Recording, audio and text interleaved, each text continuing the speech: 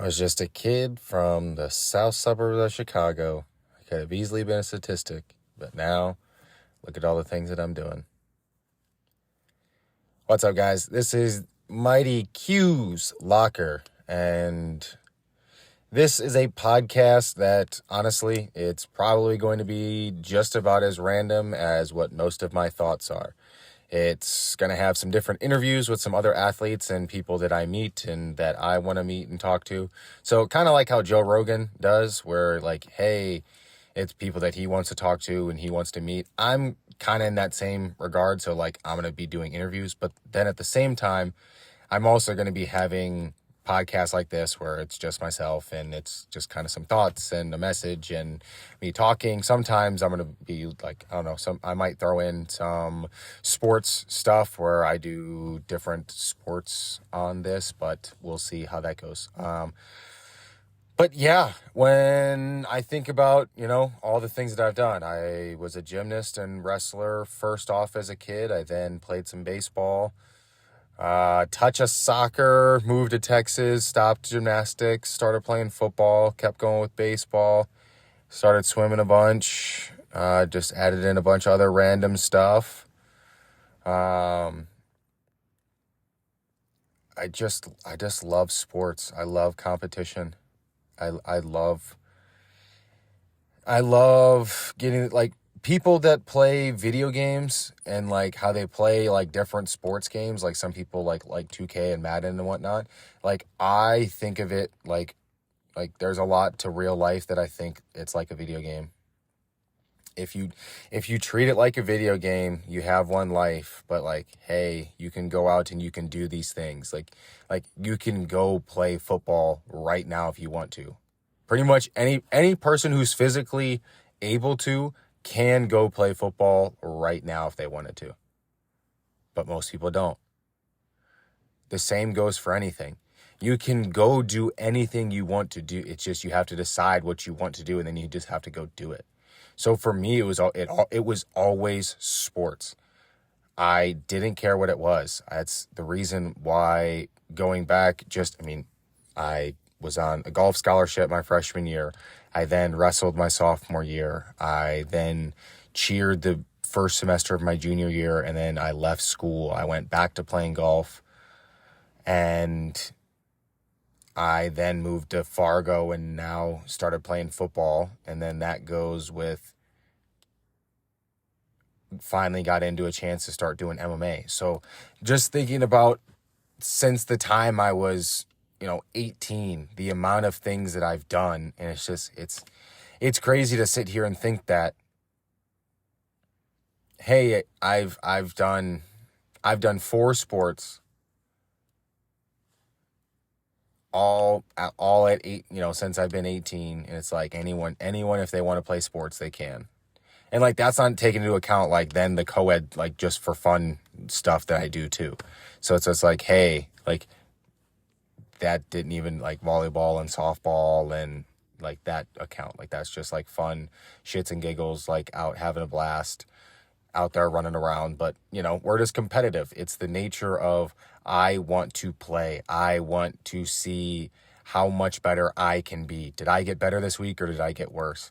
Did I play good? Did I go and did I do my job? Did I make any mistakes? Did I do all the things that I could have done? Did I help the people I could have helped? Like that's exactly what I look at when I think about sports. And that's the reason why I don't care what sport it is, because I can take an analytical approach like that to it. And I can go, did I give my best? Yes or no? Okay. Can I do better? Yes or no? Did I make mistakes? Yes or no? How can I fix those mistakes? What places did I do really good? How can I do better in those areas? That's all it is. And it doesn't matter if I'm talking about volleyball. It doesn't matter if I'm talking about softball. It doesn't matter if I'm talking about MMA, wrestling, football, golf, pickleball. All of it ends up being the exact same, because I know that if I work harder and I give more effort and I practice more and I give it more focus and more attention, I will get more out of it and I can get better as long as I keep wanting to get better. The minute we stop getting better is because we don't want to get better. We get complacent, and I've been complacent, and I was complacent.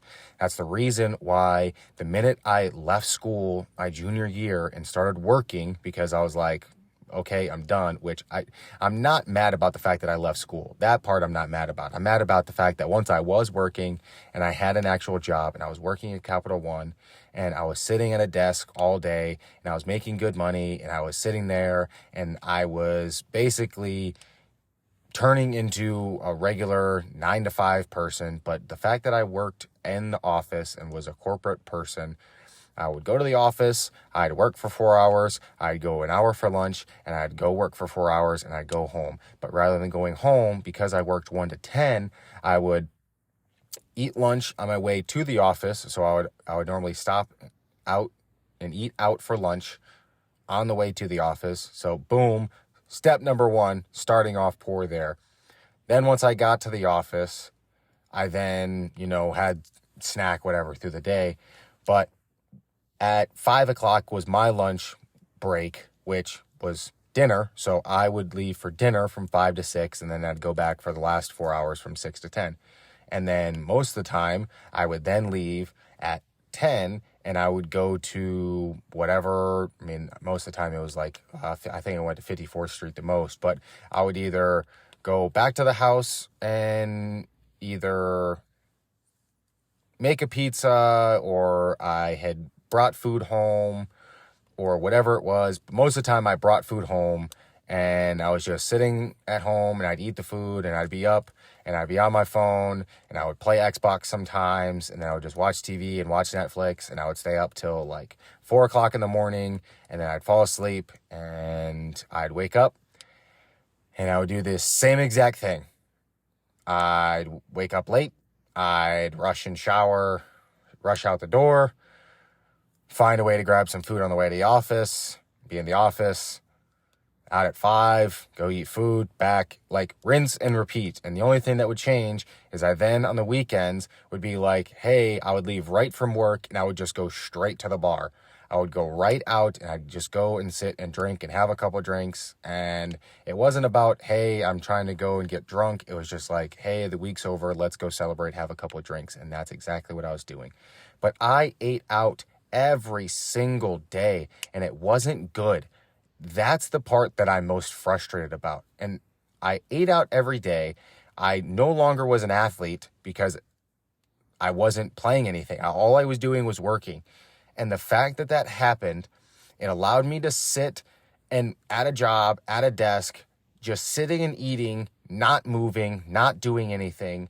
And I went from an in shape 195-ish pounds, 190 pounds, like 6'2", 190 pounds. I was like 6'1.5", 6'1.5", 190 pounds, good cardiovascular, in shape, and like I didn't have much fat on me. I was still mostly muscle. By the time I stopped working at Capital One, I was 220 pounds, or I was like 215. I would fluctuate back and forth between 215 and 220. I now had a gut. I didn't have any cardio, and I just had lost muscle, and I was starting to become overweight. And it literally was from a lack of doing anything. Like I didn't work out because I was like, oh, I don't have time. And then I was like, oh, I don't have time because I was going to the office, and I was like, oh, well, I don't have much time to watch Netflix or be on my phone or do whatever. And then so even times when, I would go to the gym, but it was sparingly. Like I would go to the gym and I would just kind of like bang around some weights, or, I would do like one lift, and then I wouldn't go for the rest of the week. Like, it was just, I was not consistent at all. I went so sporadic that you couldn't call it a pattern. And now I do something. I work out at least once a day. excluding Sundays. I do mobility on Sunday. So if you want to call that a workout, to some people it is a workout, and it's just like I stretch on Sundays, and Sundays I do nothing. But 6 days out of the week, I do a workout that is normally about 2 hours. Most people do like 3 to 5 lifts. I do like 5 to 8, 5 to 9 lifts when I'm at the gym. I then do cardio. I do there's days that I'm at the gym for 3.5 hours. Like, that's just how it is. That is now what it has been, because I know what I could have done years ago because of what I was doing. I was not working out at the level when I stopped wrestling. I was not working out as hard as I am right now. And me right now, I am more than sustaining that. And I am actually more and more loving it.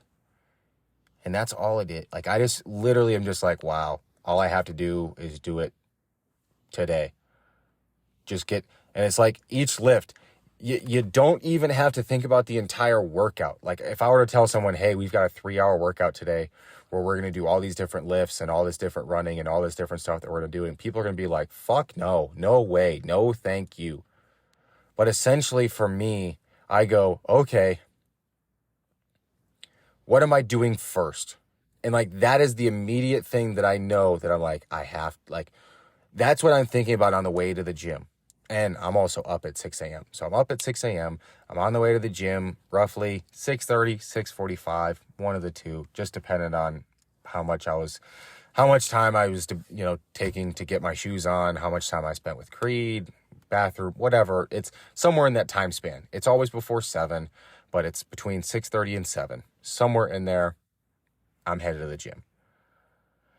And in that time, I'm thinking about the workout. I'm thinking about what I can do. I'm thinking about what I'm hitting that day. I'm thinking about what I'm, based off of what the week plan is. Because on Sunday, I also think about the lifts, and I think about the plans, and I think about what I'm doing, and I'm trying to map stuff out. And it's like, okay, this day is this, and this day has this. And so taking those workouts and knowing what they are beforehand, but then I always do more. Like, I'm like, oh, well, I feel kind of this. So I'm like, I can do this, or, oh, I can run a mile, or, oh, I could do, some abs, or, oh, I can do an extra chest lift, or like something of a slight bit of extra that I know that I'm like, I did a little bit more.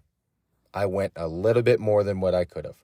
I know I went that step and a touch further, because I know that's all it takes. I know it takes doing one extra rep every workout, every time for a year will lead to more results than if I didn't do that extra rep, if I didn't do that extra lift, if I didn't do that extra step, if I didn't do that extra thing. I know I couldn't be as far as when I do that. And I know I can do the extra one because I tell myself I can do it, and then I end up doing it. Sometimes I fail, but then I'll have a chance to try again. And that's the best part about it. With the gym, you know that you can fail, but you can keep trying again. There's nothing we can't get because you can keep trying. I've increased my bench. I've increased the stability. I've increased I've done each of those different. I've done fat loss. I've changed to where I went from running in like a 9-minute mile to now I run about anywhere from 6 to 6:30, like somewhere in that time span. It's closer to 6:30, but like somewhere in 6 to 6:30 is where I run a mile, just depending on how my legs feel that day. That's what I run a mile in now. But I used to run it in 9 minutes. Now I don't. And so it's like, well, I took time to train and focus on getting my mile time down. And it took me 6 weeks to train that. And I focused on that. And I made sure to train. And I trained in a way that was focused to getting my mile time down. And what happened? My mile time went down because I focused on it and I trained for it. When I wanted my bench press to my 225 for how many reps to increase, I focused on how I can do the bench press better, and I started doing it more, and I built workouts designed around improving that specific lift. And next thing you know, over the next month and a half, I went from being able to do it like 2 to 3 times to 9 to 10 times. That is all it takes. It takes a little bit of focus, and then it goes, okay, now you have to have the dedication to stick to it. And once you stick to it and you just power through, you're going to get the end result that you wanted. And you know what? Even if it didn't happen, you can go, okay, well, I'm going to do this for the next 2 weeks and then I'm going to try it again. Or I'm going to do this for the next week and I'm going to try it again. Or sometimes you absolutely smash it in 4 weeks rather than 6 weeks. It happens more often than not. So we can do anything we want. We really can. Like, I'm sitting here as someone who got a scholarship for golf, having not really played. Like, I played high school golf. I played a handful of tournaments that were not high school golf. But it's like, how I became good at golf, I don't know. I couldn't tell you. I went out to the golf course and I hit a bunch of golf balls. I spent hours and hours and hours at the golf course. My mom would drop me off on her way to work. She would drop me off at the golf course and she would pick me up on her way home from work. I literally did that every day in the summer. Tuesday through Saturday, and sometimes I got to go on Sundays. But I literally got dropped off in the morning, and I would normally have a small warm-up practice session because I would normally be working on something. And so I would warm up / practice in the morning. Then I would normally play 18 holes. I would eat lunch and I would go out and I would practice and or play again. But I always went out and practiced again, whether it was putting, whether it was chipping, whether it was at the driving range.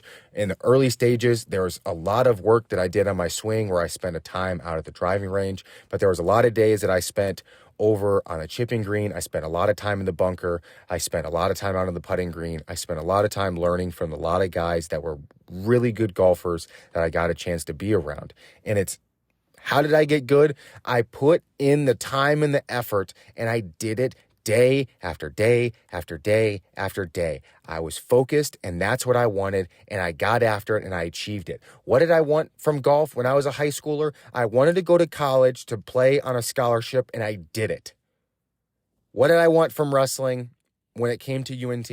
I wanted to become an all-American wrestler in Greco. I wanted to go out and compete and show that, hey, I hadn't wrestled in 4 years, but I know the information and knowledge that even though I'm not in shape right now in terms of wrestling shape, I can go out and I can still compete based off of my background, my experience, and my knowledge.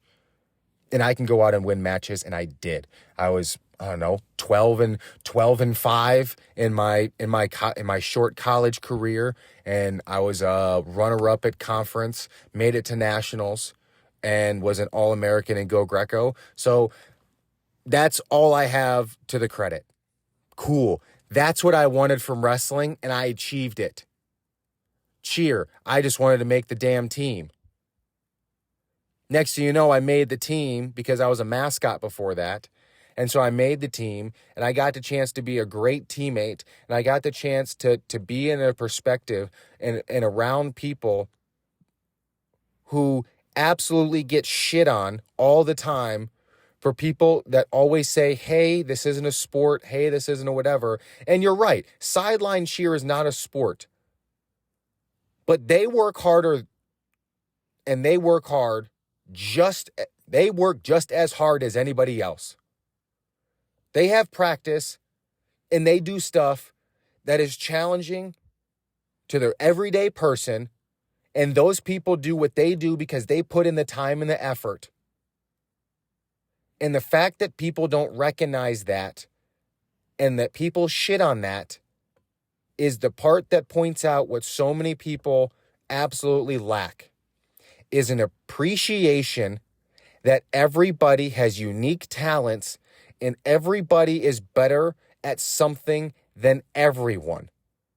It doesn't matter what it is.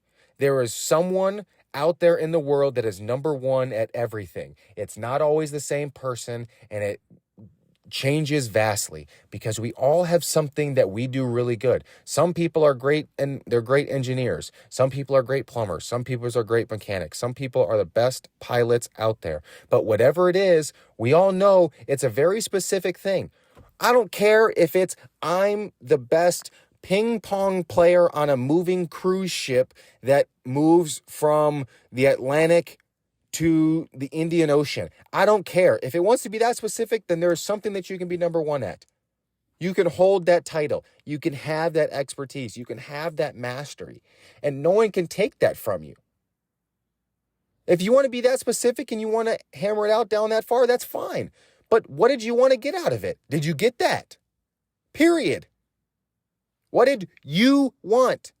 Did you get it? Good. Be happy for it. Celebrate it. Don't let anyone take it from you. I used to do that to myself all the time. I set these things that I wanted to do, and the minute I got them, I didn't even give myself a chance to appreciate the fact that I did them, because I look at it and, well, I let someone, put a different voice in my head, and to them it's not that good. To them it's not good enough. They know someone that's better than it than me, but they don't know that I'm the best I've ever been at it. What matters is how good you can be at it. You can be. Today, I hit a PR on a hang clean to a split jerk press. Easiest way to describe it, rather than describing what, if it could have said it the other way, but that's exactly what it is. Hang clean, split jerk with the press to lock out. I hit a PR today. I'd only done this lift, I don't know, call it 3, maybe 4 times in my life. I hit 195 pounds today, because last time I did it with 185 pounds. And that was weeks ago. And today, I thought about doing it when I was at the gym for the first time this morning when I went to the gym. And I didn't do it. I did 5 sets of hang cleans. And I thought about, hey, do 3 more sets, but do the split jerk that's what you need to do. And I didn't do it. And I did different lifts. And I was still there for a long time. And I still got a great lift. But I then was like, you know what? No, I'm going to go back to the gym and I'm going to do this because I told myself I should have done this. And I went back to the gym and I did it. And you know what? I ended up hitting a PR and I felt really damn good about it. And you know what? There's an Olympic record out there that is way more weight than what I just lifted today. But it is a PR. So I can celebrate it. It's a win for me. It's a win for nobody else. So the stuff and the goals that you set, remember that it's a win for you. So you celebrate your wins. Yes, it's nice to celebrate with people, but remember that just because people aren't celebrating with you doesn't mean that you didn't accomplish it. I'll say that again. Just because people aren't celebrating with you doesn't mean you didn't accomplish what you wanted to accomplish. They're your goals. When you hit your goals, you celebrate. If people want to celebrate with you, fantastic. It makes it even better. But if they don't, then you celebrate because you did it and it's your achievement. Some people don't like when other people are achieving, and especially when they know that it's something that they could be doing for their own dreams that they're not chasing either. So when you do something and it's what you gave your best at and what you tried and you gave it your best and you won and you got what you wanted, then fucking celebrate it, because that's incredible. You had the thought to create that goal and you went and got it because you can do it. You were born to do it. That's the meaning of why I say born to win all the fucking time. and why it's on all my clothing. I set goals for myself. I was born for a specific reason. And you know what? I'm going to fucking win at that. So I'm born to win. And you are too. I hope you guys enjoy this podcast. It's going to be a lot of fun. It's going to be intense like today got to. It's going to be a lot of randomness. It's going to be some conversations with some people. And I hope that you guys are along for the ride. If you do enjoy the podcast, if you enjoy my social media, if you follow me on Instagram at mighty_Q21, the same on TikTok, you can follow me on either one of those. I don't really care if you follow me on either one of those. If you listen to the podcast, that's cool. I just hope that I'm able to bring a message that resonates with you guys and I can help you guys. So if that is able to be done by you guys following me on social media, cool. That would be fantastic. If it's able to be done by you following the podcast and you supporting the podcast and listening to the podcast every time and sharing it with people and liking it, then that's even better. If you want to buy some merch, go to winningisnatural.com. It's the same title as the name of the podcast, Mighty Q's Locker. And for that, I am out. That is Mighty Q. I'll catch you later. All right, y'all. See ya.